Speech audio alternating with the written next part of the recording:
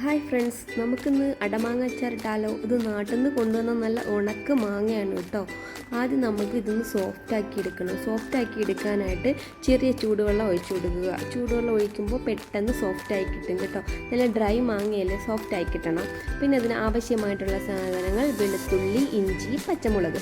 ആദ്യം ഒരു പാൻ എടുത്ത് അടുപ്പത്ത് വെക്കുക. അതിനകത്ത് കുറച്ച് ഓയിൽ ഒഴിക്കുക. ഓയിൽ ഒഴിച്ചതിന് ശേഷം ഓയിൽ തിളയ്ക്കുമ്പോഴത്തേക്ക് കടുകിട്ട് പൊട്ടിക്കുക.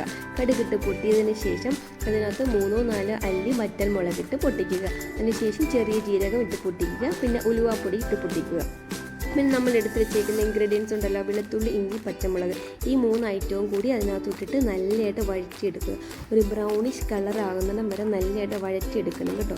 ഒരു ക്രിസ്പിനെസ് പരുവം ആകുമ്പോഴാണ് ബാക്കിയുള്ള ഇൻഗ്രീഡിയൻസും കൂടെ നമുക്ക് ആഡ് ചെയ്ത് കൊടുക്കുന്നത്. ഇത് ക്രിസ്പി ആയില്ലെങ്കിൽ പെട്ടെന്ന് അച്ചാർ ചീത്തയായി പോകും. അതിനകത്ത് പച്ച വെള്ളത്തിൻ്റെ വരുമ്പോഴത്തേക്ക് പെട്ടെന്ന് ചീത്തയായി പോകും. അപ്പോൾ അതിനകത്തോട്ട് ബാക്കിയുള്ള മസാലകൾ ചേർക്കാം.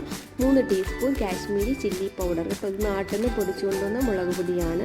പിന്നെ 1/2 ടീസ്പൂൺ ഉലുവാപ്പൊടിയും 1/2 ടീസ്പൂൺ മഞ്ഞൾപ്പൊടിയും ചേർക്കണം. മഞ്ഞൾപ്പൊടിയും ചേർത്തിട്ട് നല്ലതായിട്ട് മിക്സ് ചെയ്യണം. പിന്നെ കുറച്ച് കായപ്പൊടി ഇത്തിരി തോന്നിയിട്ട് കേട്ടോ. അച്ചാറിൻ്റെ ഹൈലൈറ്റ് കായപ്പൊടിയാണ്. ഞാൻ ഉപ്പിട്ടിട്ടില്ല, ഉപ്പ് ഞാൻ പിന്നെ ഇടുന്നു. അതിന് ശേഷം കുറച്ച് വിനാഗിരി ഒഴിക്കുക. വിനാഗിരി ഒഴിച്ചതിന് ശേഷം ഇതെല്ലാം കൂടി ഒന്ന് മിക്സ് ചെയ്തെടുക്കുക. എന്നിട്ടാണ് ഉപ്പിടുന്നത്. പെട്ടെന്ന് ഉപ്പ് പിടിക്കാൻ വേണ്ടിയുള്ള ഐഡിയയാണ് അത്.